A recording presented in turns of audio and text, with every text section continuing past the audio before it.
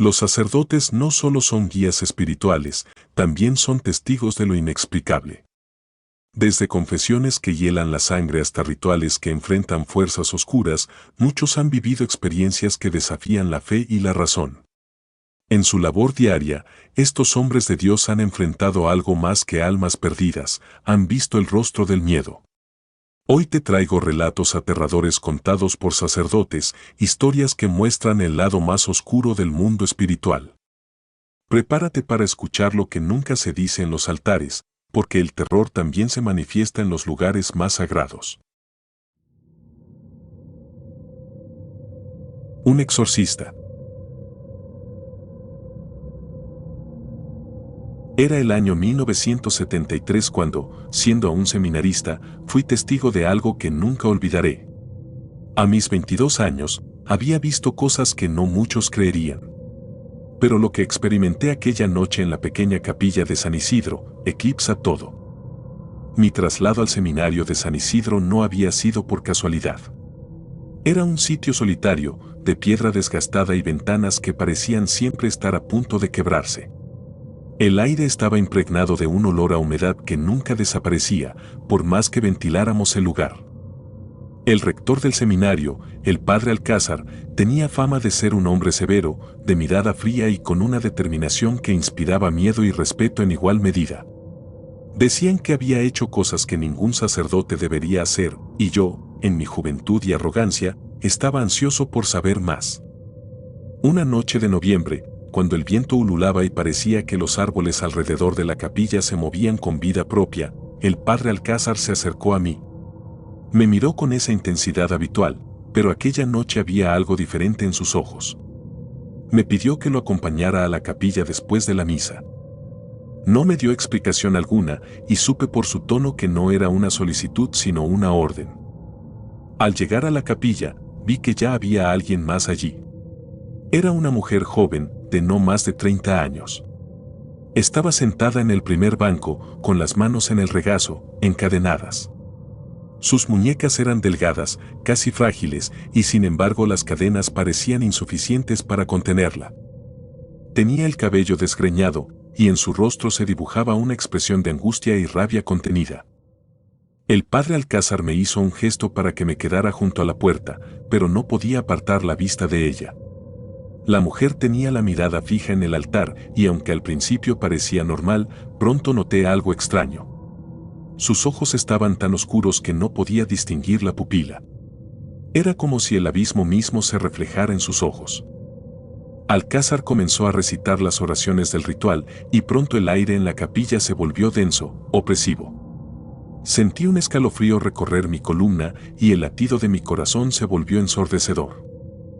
La mujer comenzó a murmurar palabras en un idioma que nunca había escuchado, una mezcla de sonidos guturales y siseos que parecían provenir de todos lados y de ninguno a la vez. De repente, lanzó un grito desgarrador y la capilla entera tembló como si algo poderoso se hubiera liberado. Yo estaba paralizado, incapaz de moverme. Mis piernas parecían ancladas al suelo y mi vista comenzó a nublarse. Vi cómo la mujer se levantaba del banco sin usar las piernas, como si un hilo invisible la elevara. Alcázar continuaba rezando, pero su voz se quebraba, perdiendo fuerza. Fue entonces cuando la mujer abrió la boca y de sus labios salió una risa que no era humana. El sonido resonó en mi mente como un eco interminable, una mezcla de voces y susurros que parecían multiplicarse dentro de mí.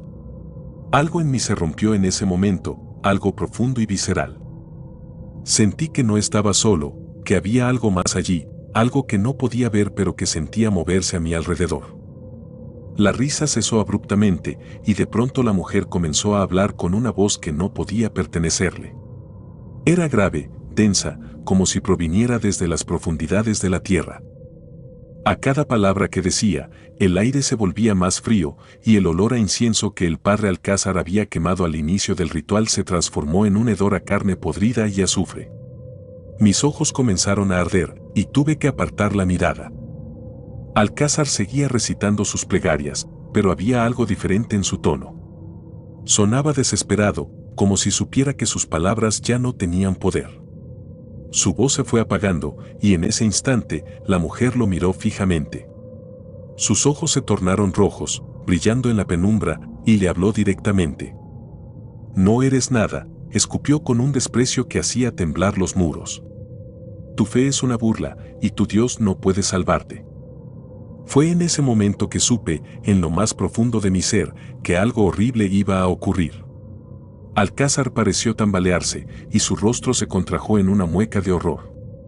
La mujer, o lo que fuera que estaba dentro de ella, comenzó a reír nuevamente, y Alcázar cayó de rodillas, abatido, con los ojos llenos de lágrimas. No había nada que pudiera hacer. Solo observaba, como un espectador de mi propia pesadilla. De repente, la risa cesó. Alcázar alzó la vista, y en un último intento de recuperar el control, alzó el crucifijo hacia la mujer.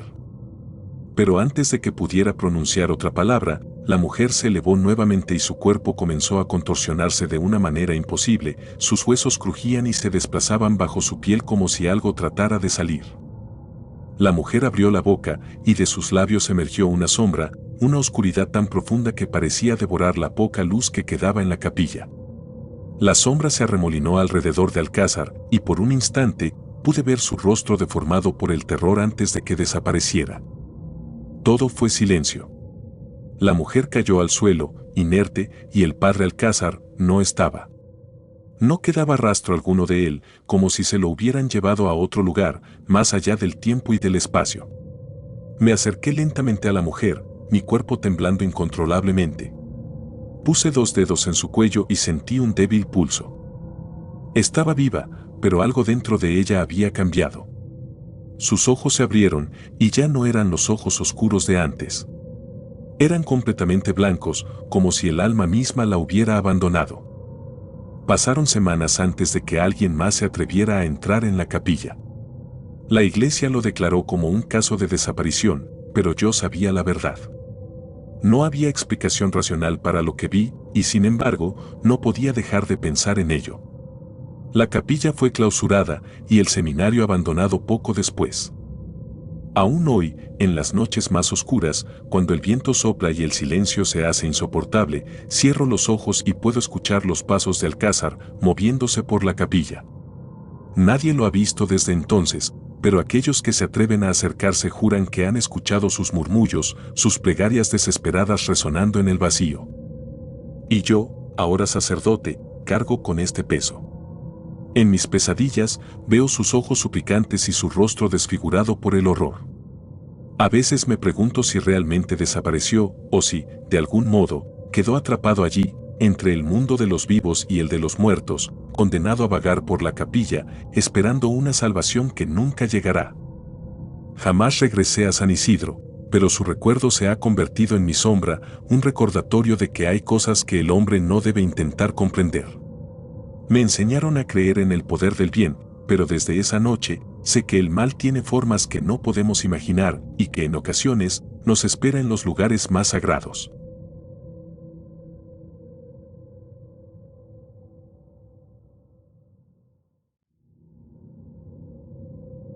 Lo que el padre ocultaba. Me llamo Daniel, y aunque han pasado varios años desde aquel suceso, todavía no logro conciliar el sueño sin ser acechado por esas imágenes que quedaron grabadas en mi memoria. A veces me despierto a mitad de la noche, empapado en sudor, sintiendo el frío que sentí aquel día, en esa iglesia donde descubrí lo que el padre ocultaba. Un secreto tan oscuro y perturbador que desearía nunca haber encontrado. Recuerdo que fue en un invierno particularmente frío.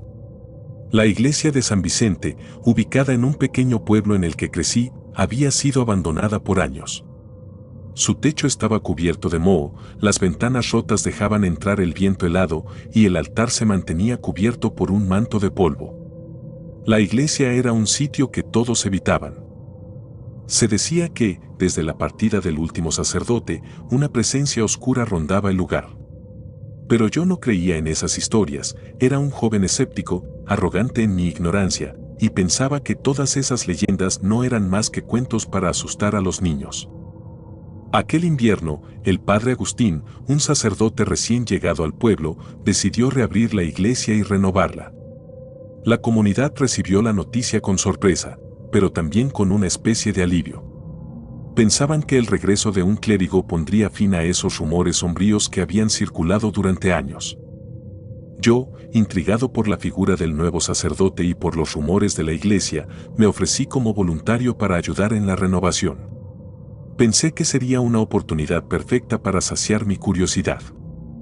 Desde el primer día, el padre Agustín se mostró amable y agradecido. Sin embargo, había algo en el que no me terminaba de convencer. Sus ojos, oscuros y profundos, parecían mirar a través de uno, como si escondieran algo terrible que nadie debía descubrir. Nunca me quitaba la sensación de que había un trasfondo siniestro en cada uno de sus gestos, en cada una de sus palabras. Comenzamos por limpiar el altar, retirar las telarañas y reparar las bancas. Pero el verdadero misterio, el núcleo de lo que el padre ocultaba, se encontraba en el sótano. Una tarde, mientras movía algunas cajas de antigüedades, descubrí una trampilla oculta bajo una alfombra desgastada. La madera crujía bajo mis pies y una extraña corriente de aire frío parecía emanar desde abajo.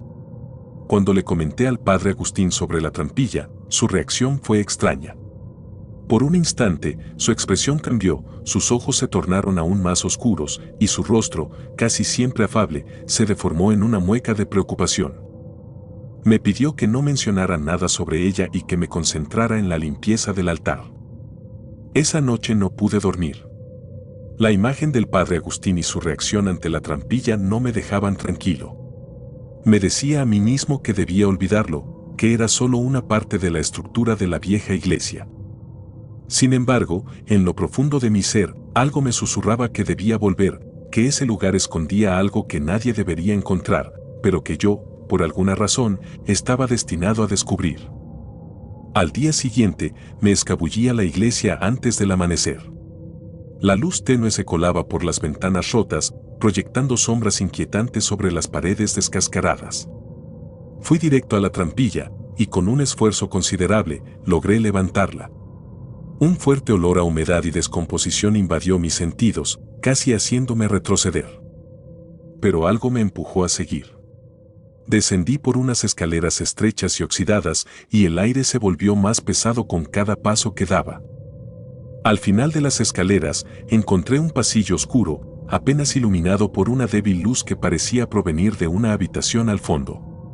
A medida que avanzaba, mis pasos resonaban en el silencio sepulcral y sentía como si algo o alguien me observara desde las sombras. Mi respiración se volvió entrecortada y un sudor frío recorría mi espalda. Llegué a la puerta al final del pasillo, y con una mezcla de temor y curiosidad, la empujé lentamente. Dentro, lo que vi desafía toda lógica y comprensión. La habitación estaba llena de figuras, estatuas antiguas de santos y vírgenes, pero todas ellas estaban mutiladas de alguna manera. Algunas carecían de ojos, otras de brazos o piernas. Pero lo más perturbador era el centro de la habitación, donde había una mesa de piedra cubierta de manchas oscuras que parecían ser de sangre. Sobre la mesa yacía un libro antiguo, con páginas llenas de símbolos extraños que no pude reconocer. Era evidente que ahí se llevaban a cabo rituales, algo macabro, algo oscuro que el padre Agustín intentaba ocultar. Apenas tuve tiempo de procesar lo que veía cuando escuché pasos detrás de mí. Me giré rápidamente y ahí estaba el padre Agustín, observándome con una expresión que nunca antes había visto. Su rostro parecía transformado, como si la máscara de bondad que siempre mostraba hubiera caído y revelara su verdadera naturaleza. Me observó con una mezcla de odio y lástima, y su voz, normalmente suave, se tornó áspera y amenazante.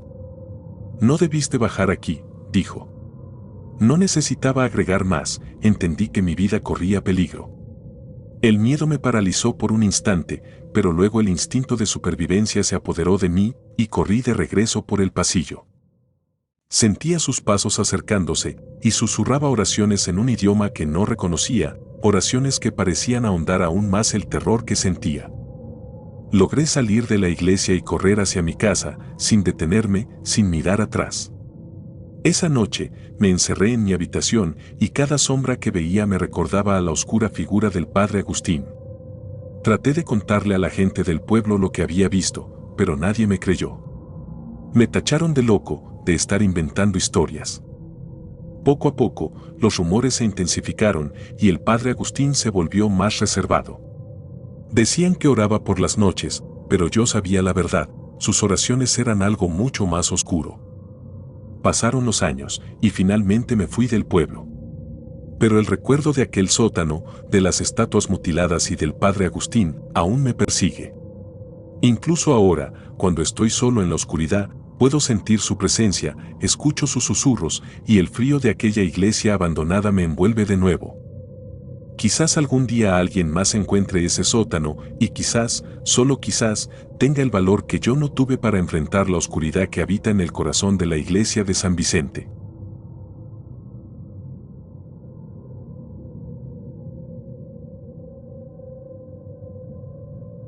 El secreto de la capilla. Nunca había imaginado que la devoción pudiera llevarme tan lejos, hasta el borde mismo de la razón. Mis votos, mi entrega a Dios y mi fe inquebrantable fueron, en algún momento, los pilares sobre los cuales construí mi vida. Ahora, solo son ruinas y cenizas que flotan sobre un abismo oscuro, uno del que no estoy seguro si podré escapar. Lo que voy a contar no es una confesión, sino un testimonio, un grito de auxilio desde las profundidades de la desesperación. Porque mi pecado no fue solo amar a una mujer, sino amar a la persona equivocada, o quizá, más allá de toda lógica, no era una persona en absoluto. Su nombre era Elena. Apareció en mi vida como una sombra deslizada por entre las bancas vacías de la capilla una noche de invierno. Era alta, delgada, y su rostro parecía esculpido en alabastro bajo la pálida luz de las velas. La conocí una tarde en la iglesia, después de misa. Había algo en su mirada que resultaba perturbador y fascinante a la vez, como si sus ojos guardaran secretos que se retorcían como gusanos en una tumba. Y, a pesar de saber que algo no estaba bien, caí bajo su hechizo. Elena acudía cada tarde, sin falta, a la última misa. Su rostro siempre oculto por un velo negro, y su voz, cuando hablaba, parecía flotar en el aire, como un susurro de otro mundo. Los rumores comenzaron a esparcirse pronto. La gente del pueblo murmuraba sobre mí, sobre cómo el sacerdote ya no era el mismo. Notaban que mis sermones eran más sombríos, que mi voz temblaba y que el crucifijo de la capilla parecía apagarse bajo mi toque. Yo lo sabía, lo sentía en cada palabra que salía de mis labios, mi fe se estaba marchitando. Y la causa de todo esto era Elena, que se había convertido en algo más que una amante prohibida. Era mi obsesión, mi condena.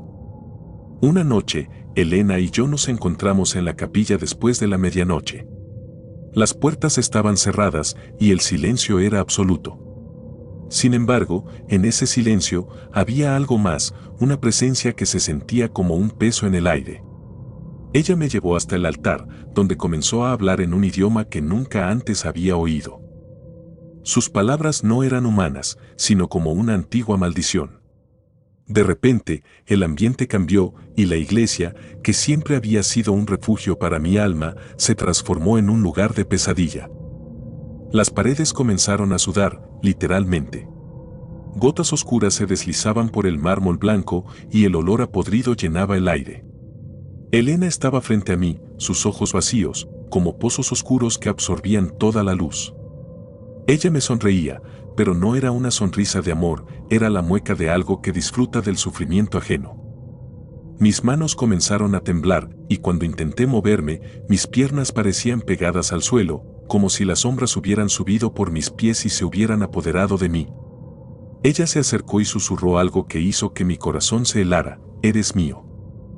Después de esa noche, intenté alejarme. Intenté recobrar mi vida, mis rezos y mi fe. Pero Elena no me dejaba. Aparecía en mi mente, en mis sueños y, lo que es peor, en mi cuerpo.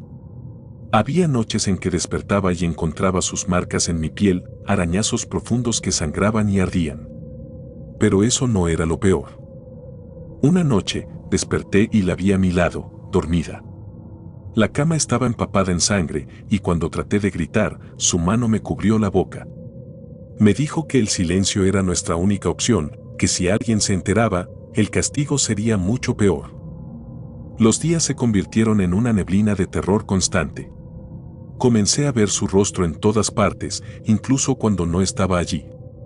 Las figuras de los santos en la iglesia parecían mirarme con desprecio, como si supieran mi secreto. Empecé a evitar las misas, a dejar que otros sacerdotes se encargaran.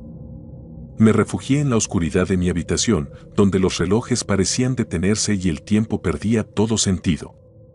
Entonces, un día, Elena desapareció. Sin advertencia, sin despedidas, simplemente no estaba más. Pensé que podría recuperar mi vida, pero me equivocaba. Los extraños eventos en la capilla comenzaron a intensificarse. Una tarde, mientras caminaba por el pasillo, escuché su voz. Provenía del confesionario. Abrí la puerta y el aire se volvió denso, pesado. Adentro, sobre el banco, había un ramo de flores marchitas y un crucifijo roto. Cuando salí, la gente me miraba con miedo, como si pudieran ver la locura en mis ojos. Intenté explicarles, decirles que había algo maligno en esa capilla, pero nadie me creyó. Era el sacerdote loco, el que hablaba solo y se apartaba de sus deberes. Comencé a investigar por mi cuenta, escarbando en los registros antiguos de la iglesia. Allí encontré algo que me heló la sangre. Elena había sido mencionada antes. Hace más de 100 años, hubo otro sacerdote que se enamoró de una mujer que los aldeanos describían como la novia oscura. Susurros de brujería, de pactos impíos, resonaban en los documentos antiguos, cada palabra llena de desesperación. El sacerdote murió de manera inexplicable y en su tumba no hay nada más que un epitafio que reza: el amor conduce a la perdición. El miedo me empujó a sellar la capilla y retirarme del pueblo. Pero Elena no me abandonó. A donde quiera que voy, siento su presencia, como una sombra que me acecha, incluso en los lugares más iluminados. No puedo escapar, porque Elena está dentro de mí, ocupando cada rincón de mi alma, como una plaga que se alimenta de mi desesperación. Creí que había terminado, pero esa fue otra de mis equivocaciones. La última vez que soñé con ella, estaba en el altar, vestida de blanco, y a su alrededor había una multitud de figuras sin rostro, que me miraban, como si supieran que el final se acercaba. Me desperté esa mañana con un terrible presentimiento. Al abrir la puerta de mi habitación, encontré la iglesia vacía. Todo estaba en silencio, pero no era el silencio de la paz, sino de una ausencia inquietante, como si todo estuviera suspendido en un momento eterno de agonía. Caminé hasta el confesionario, incapaz de resistir el impulso. Allí, en la penumbra, pude ver algo escrito en la pared, en lo que parecía sangre fresca: la muerte no te librará de mí. Las letras parecían moverse, como si estuvieran vivas, y mi corazón se aceleró hasta el punto de sentir que iba a explotar. Intenté retroceder, pero mis pies parecían anclados al suelo. Los días se han convertido en un interminable desfile de noches, donde la oscuridad nunca se disipa. Ahora estoy convencido de que Elena ha regresado, pero no en su forma habitual. Esta vez es como si se hubiera fundido con la misma capilla, como si cada pared, cada banco, cada rincón oscuro estuviera impregnado de su esencia. A veces, en la penumbra, siento que el suelo se abre y que me traga, llevándome hacia un abismo que se parece a su risa, un eco infinito que nunca se desvanece. He intentado quemar la capilla, destruirla y acabar con todo, pero el fuego no prende, las paredes se mantienen frías, inmunes a cualquier intento de liberación. A veces, al borde de la vigilia, siento que Elena está detrás de mí, susurrando palabras que ya no comprendo, en un idioma antiguo que parece devorarme desde adentro. Ya no soy dueño de mis pensamientos, ni de mi vida, ni siquiera de mi muerte. Porque ella me ha dejado algo peor que la muerte, me ha dejado con la certeza de que estoy atrapado, condenado a repetir este ciclo de locura y terror una y otra vez, hasta que mi mente se quiebre completamente. Entonces, me doy cuenta de que el horror no es simplemente su presencia o su ausencia, el verdadero horror es la espera interminable, la certeza de que ella siempre volverá, que esta tortura no tiene fin. El horror es la revelación final, ella no necesita destruirme, porque ya lo ha hecho, y ahora soy yo quien debe buscarla, en un impulso insano de reencontrarme con mi condena. Y así paso mis días, en esta capilla oscura, esperando la hora en que Elena venga a buscarme y me arrastre, finalmente al lugar donde pertenece. Porque sé, con un terror absoluto, que el amor nos une más allá de la muerte. Y ahora sé que nunca podré escapar.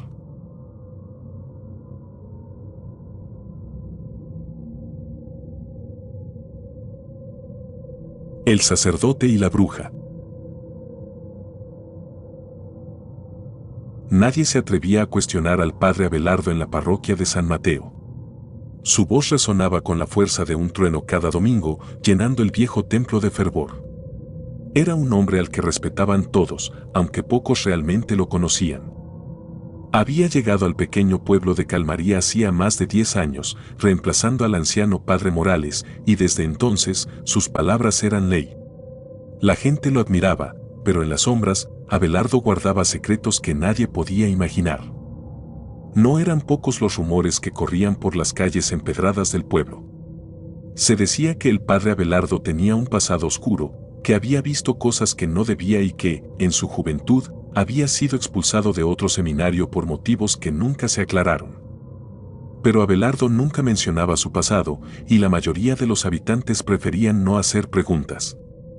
Se conformaban con sus sermones, con la paz que parecía emanar de su figura alta y delgada, siempre vestida de negro.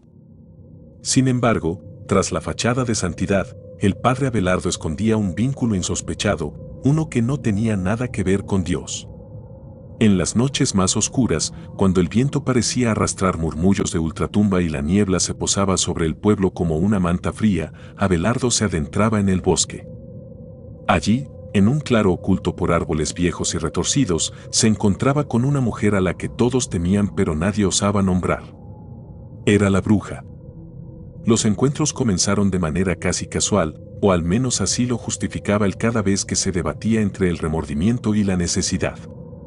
Una noche de invierno, mientras se adentraba en el bosque para calmar sus propios demonios, Abelardo tropezó con una figura encapuchada. Aunque en un principio intentó huir, el hechizo de aquella mujer fue más fuerte. No necesitó palabras, con solo una mirada, ella lo atrapó. Su nombre era Elena. Había vivido en Calmaría mucho antes de que Abelardo llegara. Era una mujer de cabellos largos y oscuros, con ojos tan penetrantes como la noche y una presencia que parecía succionar la luz. La llamaban bruja, aunque nadie sabía a ciencia cierta cuáles eran sus habilidades. Sin embargo, se rumoreaba que en su cabaña, ubicada en el corazón del bosque, se practicaban rituales que desafiaban a la misma muerte. A pesar de todo, Abelardo no se sintió intimidado. Quizás fue la oscuridad de su propia alma lo que le hizo conectar con ella, o tal vez era el peso de sus pecados lo que lo llevó a buscar consuelo en aquel ser tan ambiguo. Poco a poco, las visitas se hicieron habituales y cada encuentro parecía llevarlo más lejos de la redención. Elena nunca le pidió nada directamente, pero con el tiempo, Abelardo comenzó a participar en sus rituales. Lo hacía con una mezcla de repulsión y fascinación. Le traía objetos de la iglesia, un candelabro, una cruz, incluso el cáliz consagrado en el que había servido la comunión innumerables veces. Ella los usaba en sus ceremonias, y aunque al principio Abelardo intentó resistirse, la sensación de abandono lo embriagaba. No era tanto el placer lo que lo impulsaba, sino el abismo que parecía abrirse ante él, como si cada paso hacia la oscuridad le revelara secretos prohibidos que lo atraían con fuerza irresistible. Una noche, Elena le pidió algo que lo hizo dudar. Quería la sangre de un inocente. Abelardo se estremeció. Había cruzado límites antes, pero esto era distinto. Sin embargo, se encontraba en una suerte de trance, una prisión invisible de la que no podía escapar. Le aterraba la posibilidad de negarse. Sabía que Elena poseía un poder que iba más allá de su comprensión, un poder que podía quebrarlo en 1000 pedazos si ella lo deseaba. Fue en la siguiente misa cuando eligió a su víctima. Lo hizo casi de manera automática, como si no fuera él quien tomara la decisión. Era un niño, un pequeño huérfano que solía ayudar en la iglesia. Sin familia y sin nadie que lo buscara, su desaparición no levantaría sospechas. El padre Abelardo lo convenció de acompañarlo al bosque, bajo el pretexto de una tarea especial. La noche estaba helada y el silencio era abrumador. Abelardo sentía el peso de su propio aliento mientras se adentraban en el bosque. Al llegar al claro, Elena ya estaba esperándolos, con una sonrisa que era más un corte en su rostro, una muestra de un gozo inhumano. El niño no tuvo oportunidad de gritar. Abelardo no se atrevió a mirar lo que sucedía después, solo sentía el sabor metálico de la culpa en su boca y un temblor que le recorría el cuerpo. Desde entonces, Abelardo no volvió a ser el mismo. Los rostros de sus feligreses se mezclaban en su mente con la imagen del niño y el eco de su última mirada lo perseguía como una sombra. Se convertía en insomnio, en pesadillas, en murmullos que resonaban entre las paredes del templo. Intentó rezar, buscar consuelo en las palabras sagradas, pero cada oración se deshacía en sus labios, como si las palabras mismas se negaran a salir. Elena comenzó a visitarlo en sueños. Su figura se deslizaba entre las sombras de su cuarto y Abelardo sentía su aliento frío como la muerte. No era una presencia que buscara su bien, era un recordatorio constante de lo que había hecho. En esos sueños, ella le pedía más, siempre más, y él se despertaba bañado en sudor, con la certeza de que no había escapatoria. El pueblo empezó a notar su deterioro. El padre Abelardo ya no era el mismo, sus sermones carecían de la fuerza de antes, y sus ojos, antes vivos y penetrantes, ahora se hundían en cuencas oscuras, como si el alma se le hubiera escurrido. La gente murmuraba, pero nadie se atrevía a preguntar. Y él no daba explicaciones. Simplemente dejaba que el tiempo se deslizara, esperando un final que no parecía llegar. Pasaron los meses, y Abelardo comenzó a ver figuras en la iglesia, sombras que se movían entre los bancos vacíos, susurros que le recordaban cada uno de sus pecados. Intentaba convencerse de que era su imaginación, de que la culpa lo estaba enloqueciendo, pero en el fondo sabía que Elena había dejado una marca en su alma, una marca que lo había condenado. Fue entonces cuando decidió que la única salida era enfrentarla. Aquella noche, empuñando una cruz y un frasco de agua bendita, se adentró en el bosque por última vez. Sabía dónde encontrarla, como si su propio corazón lo guiara. El claro estaba envuelto en una niebla espesa, y allí, en el centro, ella lo esperaba, inmóvil, como si hubiera sabido que él vendría. «No puedes escapar de mí», susurró Elena, aunque su voz retumbó en la mente de Abelardo como un trueno. Sin embargo, Abelardo no respondió. Con manos temblorosas, vertió el agua bendita sobre la tierra y levantó la cruz, invocando a Dios con una voz quebrada. Pero Elena no se inmutó. Simplemente sonrió, y su rostro se deformó en una mueca que no pertenecía a este mundo. En ese momento, Abelardo entendió que no había vuelta atrás. Él ya no era dueño de su destino, lo había entregado desde el primer momento en que puso un pie en aquel bosque. La bruja se acercó, y Abelardo sintió que el suelo se abría bajo sus pies, como si el mismo infierno lo reclamara. No hubo gritos, no hubo sangre, solo el silencio eterno de una noche que nunca terminaría. Nadie volvió a verlo, y aunque el pueblo lamentó su desaparición, algunos susurraron que quizás había encontrado lo que merecía. A partir de entonces, el bosque quedó marcado. Nadie se atrevía a cruzarlo, y en las noches de luna nueva, se decía que se escuchaban gritos, susurros, y el eco de una oración perdida que nunca sería escuchada. Calmaría nunca volvió a ser la misma, y el recuerdo del padre Abelardo se desvaneció como el humo, dejando tras de sí solo una sombra, una historia que nadie se atrevía a contar en voz alta. Aquella sombra perdura, y quienes se acercan al bosque juran que ven a una figura vestida de negro, con el rostro desencajado y los ojos vacíos, como si buscara algo que nunca encontrará. El padre Abelardo se convirtió en un fantasma, atrapado entre el mundo de los vivos y los muertos, condenado a vagar eternamente, buscando una redención que ya nunca podrá alcanzar.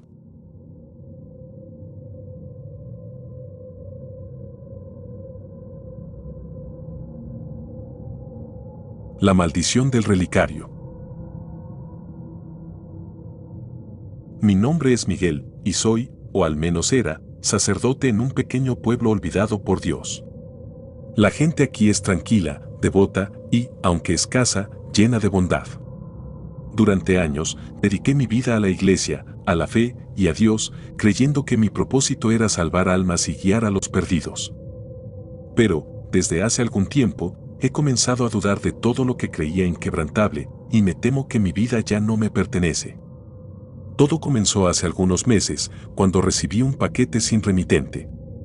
Era una pequeña caja de madera, hermosamente tallada y cubierta de polvo, como si hubiera estado oculta durante décadas, quizás siglos.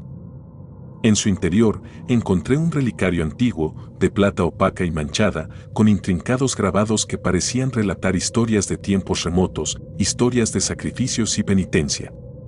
Junto al relicario, una nota escrita en una caligrafía que apenas podía descifrar, advertía con letras firmes y temblorosas: no debe ser abierto. No debe ceder a la curiosidad.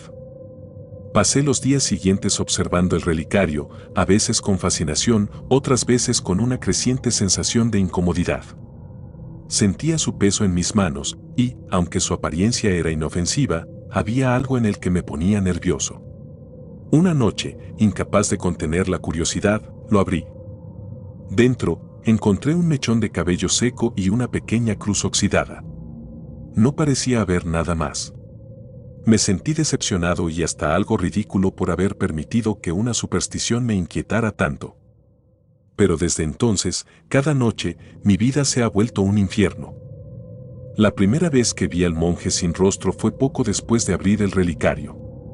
Esa noche, desperté sobresaltado, sintiendo una presencia pesada en mi habitación. Al principio, pensé que era una ilusión de mis ojos cansados, pero pronto noté que no estaba solo. En la esquina de mi cuarto, en la penumbra, se encontraba una figura encapuchada, completamente inmóvil. Su rostro, o mejor dicho, la ausencia de él, era una sombra borrosa.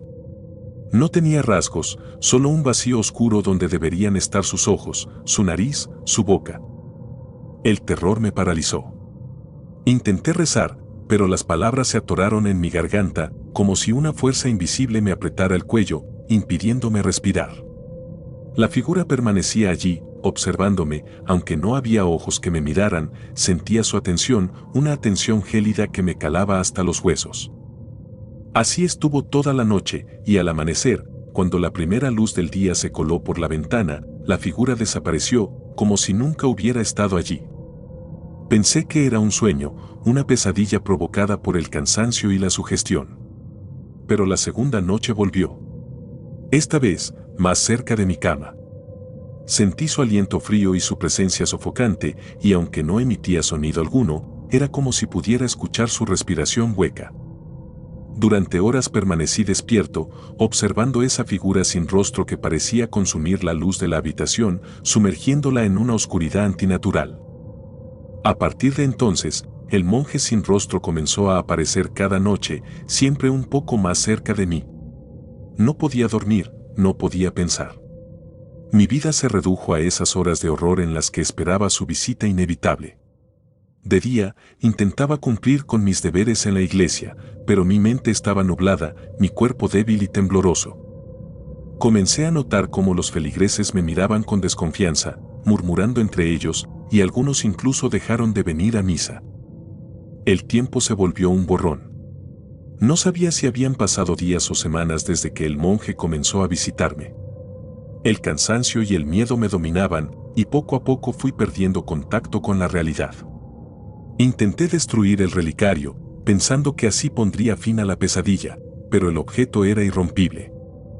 Ni martillos, ni fuego, ni agua bendita lograban afectarlo. Era como si estuviera hecho de algo que no pertenecía a este mundo, algo eterno y maldito. Conforme pasaban las noches, el monje comenzó a moverse. Primero, solo un paso, luego otro, cada vez más cerca. Finalmente, llegó a la orilla de mi cama. Una noche, sin poder resistir más, grité, rogándole que me dejara en paz, que me dijera qué quería de mí. Pero el silencio fue la única respuesta. Extendió una mano huesuda hacia mi rostro, y sentí un frío indescriptible que me recorrió el cuerpo. Mi visión se nubló, y por un momento sentí como si estuviera siendo arrastrado hacia la oscuridad misma. Entonces, el monje se desvaneció, dejándome temblando y con una marca en la frente, un círculo oscuro que quemaba como si me hubiera tocado una llama helada. Desde esa noche, los días empezaron a pasar como sombras. La gente del pueblo evitaba mirarme a los ojos.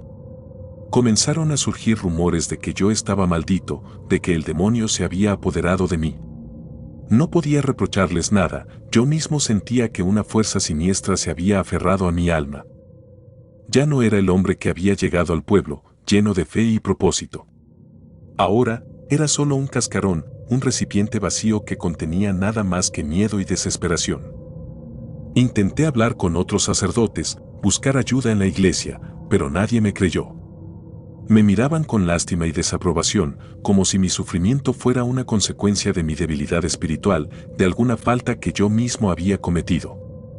Regresé al pueblo, sintiéndome más solo que nunca, y me encerré en mi habitación, esperando la próxima visita del monje sin rostro.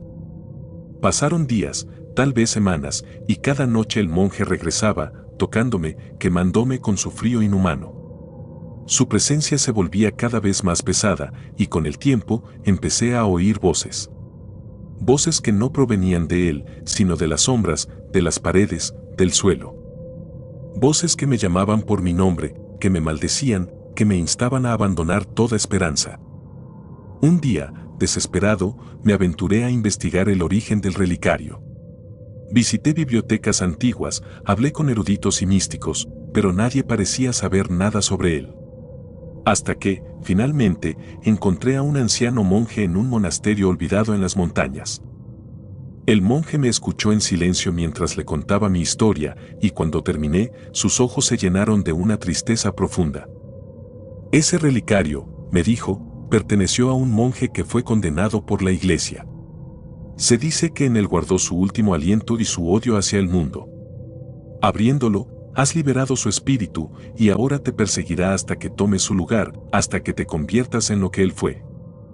Intenté devolver el relicario, enterrarlo, incluso arrojarlo al río, pero siempre volvía a aparecer en mi habitación, en la misma mesa donde lo había colocado la primera vez. Era como si el relicario estuviera atado a mí, como si fuera una extensión de mi propia condena. Ya no sé cuánto tiempo ha pasado. Las noches se han vuelto eternas, y ahora, incluso durante el día, siento su presencia.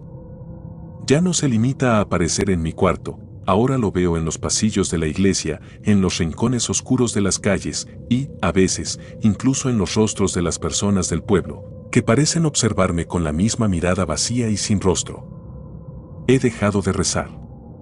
Ya no creo que Dios pueda salvarme de esta maldición. Me he convertido en una sombra de lo que era, un espectro atrapado entre dos mundos. Y sé, en lo más profundo de mi ser, que no hay escapatoria.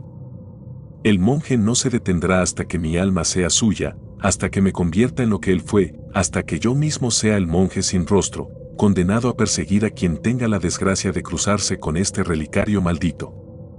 Ahora, mientras escribo estas últimas palabras, siento que el tiempo se acaba. La figura del monje está aquí, justo frente a mí, y esta vez no desaparecerá con el amanecer. Estoy listo para aceptar mi destino, y con él, mi condena eterna. Mi nombre es Miguel, y ya no sé si soy hombre o sombra. Lo único que sé es que estoy atrapado, y que jamás volveré a ver la luz del día.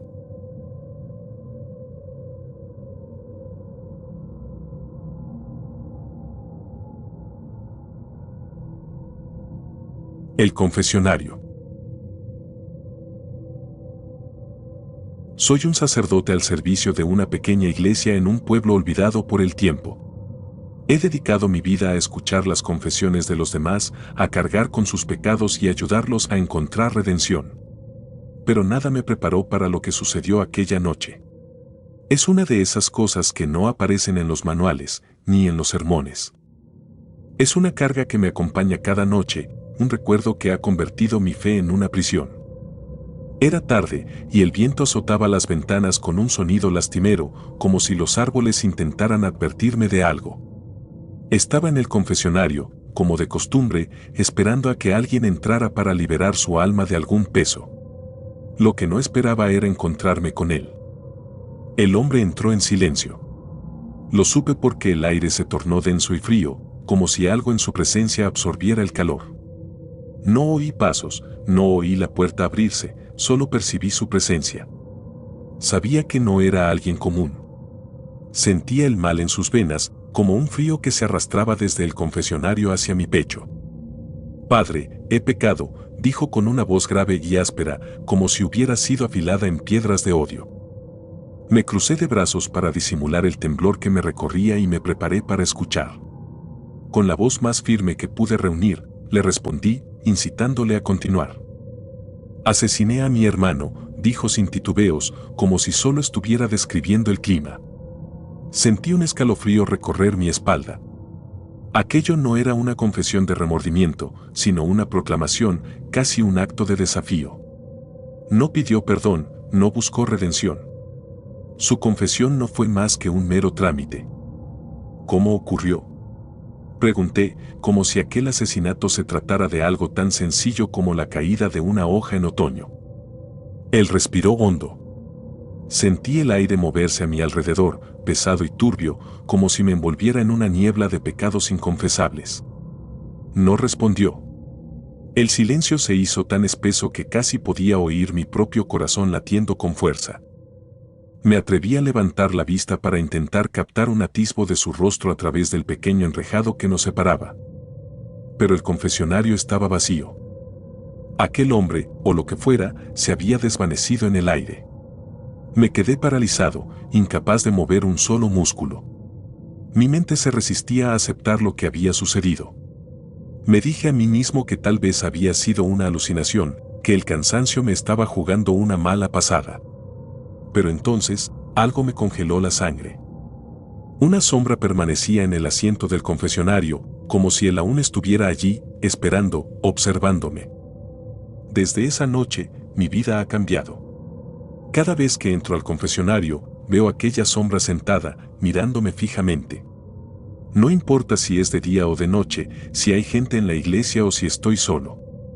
Siempre está ahí, como un recordatorio de algo que no debería existir. Al principio, intenté ignorarla, fingir que no la veía. Recé con fervor, busqué respuestas en las escrituras, pero nada me daba consuelo. Los días pasaban y mi fe comenzaba a flaquear. Mi mente se llenaba de preguntas que jamás me había atrevido a formular. ¿Quién era ese hombre? ¿Qué buscaba de mí? ¿Por qué parecía no querer irse, como si esperara algo de mí, como si necesitara mi absolución? Intenté convencerme de que era solo una sombra, un efecto de la luz que mi agotada mente había transformado en algo más. Pero, en el fondo, sabía que no era así. No tardé en darme cuenta de que la presencia no estaba limitada al confesionario. Empecé a ver su sombra en otros lugares, en los pasillos de la iglesia, entre los bancos vacíos, incluso en mi propia habitación. Cada vez que parpadeaba, allí estaba, mirándome con esos ojos invisibles, pero que sentía clavados en mi alma. Mis noches se convirtieron en pesadillas despiertas, en las que podía escuchar su respiración, pesada y pausada, como si él estuviera a mi lado, esperando a que me durmiera para deslizarse en mis sueños. Mi salud comenzó a deteriorarse. Apenas comía, el sueño se me escapaba como el agua entre los dedos. Mi congregación notaba mi cambio, pero yo no tenía respuestas para darles. Solo podía esconderme tras las homilías, repitiendo versículos que ya no me ofrecían paz. Sentía que cada palabra que pronunciaba era un eco vacío, que mi fe era un cascarón frágil, a punto de quebrarse. El punto de quiebre llegó una noche de tormenta. La iglesia estaba vacía, excepto por mí y por esa presencia que sentía tan cerca como nunca antes. Caminé hacia el confesionario, como si algo más fuerte que mi propia voluntad me arrastrara hasta allí. Me arrodillé y, por primera vez en años, recé, no por otros, sino por mí mismo. Pedí perdón, pedí fuerzas, pero solo sentí el frío que emanaba de aquella sombra. Entonces, como un susurro que se desliza entre los ladrillos húmedos, escuché su voz. Padre, he pecado. Me levanté de golpe, tambaleándome. Allí estaba, sentado frente a mí. No era una sombra, era él, en carne y hueso, con un rostro pálido y desfigurado, como si el tiempo y la muerte lo hubieran retorcido hasta convertirlo en una grotesca caricatura de lo que una vez fue humano. Necesito su absolución, Padre, dijo, con una voz quebrada, llena de desesperación y algo más, algo que parecía raspar el aire con su sola presencia. sentí que mi cuerpo se paralizaba. No podía negarme, pero tampoco podía conceder lo que me pedía. Su mirada vacía se clavó en mí y comprendí, con un terror que no puedo describir, que él no buscaba redención, sino arrastrarme con él a ese abismo del que provenía. Recé, no por él, sino por mí mismo, susurrando palabras de protección, implorando a Dios que me diera fuerzas para resistir. Pero la sombra solo se acercaba más, y su presencia se hacía cada vez más palpable, como si sus pecados hubieran formado una prisión invisible a mi alrededor, atrapándome en un ciclo sin fin. Esa noche, cuando la tormenta finalmente se calmó, me encontré solo, de nuevo, en el confesionario. Pero algo había cambiado. Ya no sentía su presencia como antes. La sombra seguía allí, pero ahora parecía menos intensa, como si hubiera perdido algo al intentar acercarse demasiado. Al levantarme, noté un leve rastro de humedad en el banco donde él se había sentado, como si la sombra hubiera dejado una marca tangible en el mundo físico. Intenté dormir esa noche, pero los sueños no me dieron tregua. Soñé con él, con su rostro desfigurado, con sus ojos huecos y con la iglesia transformada en un laberinto de sombras interminables. En mi sueño, corría por los pasillos, buscando una salida, pero cada puerta que abría solo me llevaba de vuelta al confesionario, donde él me esperaba, siempre. Desde entonces, vivo entre la vigilia y el sueño, temiendo cada sombra, cada rincón oscuro. He intentado dejar el sacerdocio, abandonar la iglesia, pero siempre acabo regresando. Es como si estuviera atado a este lugar, condenado a repetir la misma pesadilla una y otra vez. A veces, cuando creo haberlo olvidado, siento su mirada sobre mí. No sé cuánto más podré soportarlo. Mi fe, antes inquebrantable, se ha convertido en un eco vacío, un recordatorio de algo que alguna vez fui y que ahora dudo haber sido realmente. Ya no soy el mismo hombre, ni el mismo sacerdote. Algo en mí se ha quebrado, algo que no creo que pueda reparar. Y sé que Él sigue allí, en algún rincón de esta iglesia, esperándome, acechando en las sombras. Sé que tarde o temprano volverá, y esta vez no sé si podré resistir. Pero hasta entonces, rezo, no por mi salvación, sino porque, cuando llegue el momento, tenga la fuerza suficiente para enfrentar lo que me espera. A veces, veo su sombra sentada en el confesionario, mirándome fijamente, como si estuviera esperando mi absolución. Pero ahora sé que no busca redención, sino que desea arrastrarme con él. Y en el fondo, temo que, al final, lo logrará.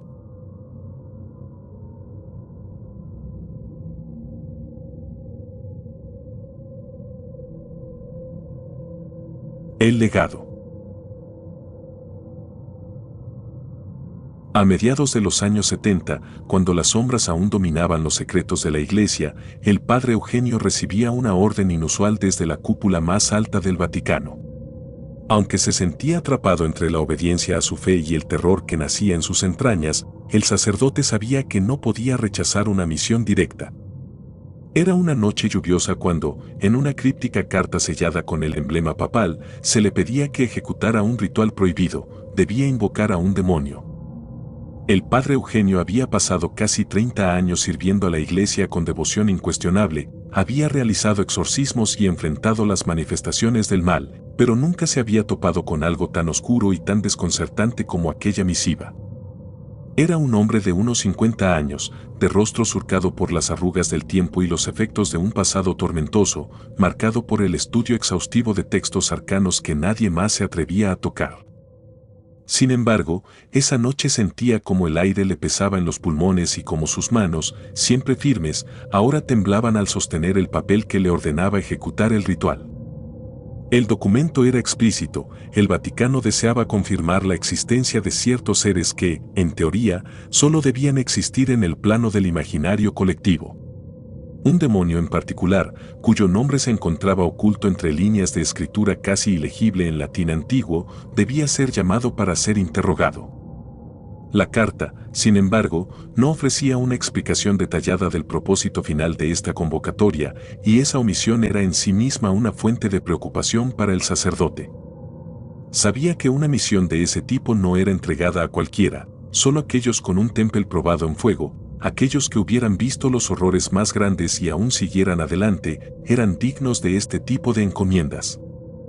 El ritual debía llevarse a cabo en un monasterio abandonado, ubicado en una colina apartada de Roma, lejos de la mirada de curiosos y de aquellos que pudieran interferir. Eugenio partió en la madrugada, bajo un cielo sin estrellas, y se internó en el camino oscuro que llevaba al monasterio, ahora devorado por la maleza y el tiempo. La estructura parecía una ruina sombría y desmoronada, asediada por el viento que rugía como lamento de almas perdidas. Sus paredes, otrora robustas, estaban cubiertas de musgo y, en varios puntos, las piedras se desprendían, como si el edificio se desintegrara lentamente, devorado por una oscura maldición. Al ingresar, el sacerdote encendió las velas dispuestas de antemano, creando un círculo en el suelo polvoriento, decorado con símbolos que había memorizado con cautela y exactitud. Mientras murmuraba las palabras de la invocación en un latín tan antiguo que parecía arañar las paredes, el aire en la sala comenzó a volverse denso, sofocante, y una oscuridad palpable comenzó a impregnar cada rincón. Sintió como el suelo bajo sus pies vibraba con una intensidad casi imperceptible, como si algo se estuviera despertando debajo de la tierra. El frío se hizo intolerable y, de repente, una sombra comenzó a materializarse frente a él. Era una figura difusa, cuyos contornos parecían derretirse y reformarse constantemente, pero lo que más le perturbó fueron sus ojos, dos pozos oscuros que parecían devorar la luz de las velas. La entidad no emitía sonido alguno, pero su mera presencia era un grito sordo que resonaba en la mente del sacerdote. A pesar de su entrenamiento, el padre Eugenio sintió un miedo visceral, un terror que le asaltaba con la violencia de un látigo y le cortaba la respiración. El demonio se materializó por completo, adoptando la forma de un hombre alto, vestido con una túnica oscura que se mezclaba con la penumbra. La criatura emitía un calor tan intenso que el frío gélido de antes se disipó, y el sacerdote se encontró sudando bajo su sotana, sintiendo cómo sus pensamientos se hacían borrosos, cómo su voluntad se debilitaba con cada segundo que pasaba en la presencia de aquel ser. Con una voz que parecía un eco de las profundidades, el demonio habló, pero sus palabras no eran sonidos comunes, sino algo más profundo, más primitivo. Era un lenguaje que Eugenio conocía en su esencia, aunque nunca lo había escuchado antes. La entidad no se presentó ni dio explicaciones, simplemente le preguntó, ¿por qué has perturbado mi descanso? Eugenio intentó recitar las preguntas que le habían encomendado, pero su voz era débil y temblorosa. Cada palabra que pronunciaba parecía perder fuerza, como si fueran absorbidas por la figura ante él. Sin embargo, logró hacer la primera pregunta: ¿por qué habéis intervenido en los asuntos de los hombres? El demonio le miró con desdén, y en su expresión se dibujó una sonrisa burlona. La criatura reveló que no eran los demonios los que buscaban a los hombres, sino que eran los hombres, con sus pecados y deseos oscuros, los que los invocaban, les daban forma y les ofrecían un propósito en el mundo terrenal. No somos más que los espejos de su propia corrupción, respondió, y sus palabras atravesaron el alma de Eugenio como una daga helada. El sacerdote continuó con la siguiente pregunta, tratando de reprimir el miedo: ¿cuál es tu propósito en este mundo? El mismo que el tuyo, mortal, respondió el demonio. Sobrevivir, adaptarme y alimentar mi existencia. Vosotros nos alimentáis, nos necesitáis. Cada plegaria que se eleva, cada alma que se pierde, nos fortalece. Somos el eco de vuestra desesperanza. El sacerdote intentó apartar la mirada, pero sus ojos estaban fijos en los pozos oscuros de la criatura, y pronto se dio cuenta de que estaba siendo arrastrado hacia un abismo insondable. Vio visiones de atrocidades, de guerras, de hombres torturados, de mujeres y niños que clamaban en la oscuridad. La entidad parecía gozar de la reacción del sacerdote, alimentándose de su terror. Entonces, en un acto de desesperación, Eugenio rompió el contacto visual y recitó las palabras de cierre del ritual, esperando poder deshacerse de aquella presencia infernal. Pero el demonio se quedó. La sala se oscureció aún más, y de pronto, el padre Eugenio sintió como si el tiempo se hubiera detenido, como si el aire se hubiese vuelto sólido y no pudiera moverse. El demonio le habló por última vez, pero no en palabras, sino en un murmullo que invadió cada rincón de su mente: esto no terminará aquí. tú me has traído a este mundo y ahora llevas mi marca. Donde vayas, estaré. Cuando duermas, soñarás conmigo. No existe escapatoria para aquellos que abren puertas que no comprenden. De repente, el demonio desapareció, pero el sacerdote no sintió alivio. El ambiente aún cargaba esa densa oscuridad y, aunque la figura se había esfumado, algo dentro de él había cambiado. Se sentía marcado, infectado por una sombra que parecía adherida a su alma. Recolectó sus cosas rápidamente y abandonó el monasterio, sin atreverse a mirar atrás. Durante semanas, el padre Eugenio intentó retomar su vida, seguir con sus deberes, pero el rostro del demonio aparecía en cada esquina de su mente. Cada vez que cerraba los ojos, veía esos pozos oscuros, sentía la presencia de aquel ser que le susurraba desde las sombras, con promesas de dolor eterno. Su salud comenzó a deteriorarse, apenas dormía y cuando lo hacía, los sueños eran más aterradores que cualquier pesadilla que hubiera experimentado. Soñaba con un infierno personal, con llamas que le consumían y voces que le llamaban por su nombre. Finalmente, el Vaticano lo llamó de nuevo, pero esta vez fue para retirarle de sus funciones. Nadie explicó por qué, pero él lo supo. Sabía que los rumores de su estado mental se habían extendido, y que era mejor para todos que desapareciera de la vista pública. Fue enviado a un convento apartado, donde pasó sus últimos días en un aislamiento que pronto se convirtió en un claustro de terror, donde la oscuridad parecía engullirlo poco a poco. Al final, ya no sabía distinguir entre la realidad y la fantasía, entre el pasado y el presente. Cuando el padre Eugenio fue hallado sin vida en su celda, su rostro estaba congelado en una mueca de terror indescriptible. Los monjes que lo encontraron se santiguaron al ver sus ojos abiertos, vacíos, fijos en un punto invisible en el techo. Nadie pudo explicarlo, pero el convento quedó clausurado poco después. La iglesia, siempre celosa de sus secretos, intentó borrar cualquier registro de su existencia y de la extraña misión que le fue encomendada. Las leyendas crecieron alrededor del convento, ahora vacío, y los pocos que se atreven a acercarse aseguran que, en las noches sin luna, aún pueden escucharse los gritos de un hombre atrapado en una pesadilla eterna, un sacerdote que convocó a un demonio y que, por ello, pagó el precio más alto. Sin embargo, aunque el tiempo pasa, algunos testigos juran que han visto una sombra en las ruinas del monasterio, una figura alta, vestida con una túnica oscura, que observa a quienes se acercan, como esperando, como si aquel demonio aún buscara a alguien más para llevar consigo a la oscuridad.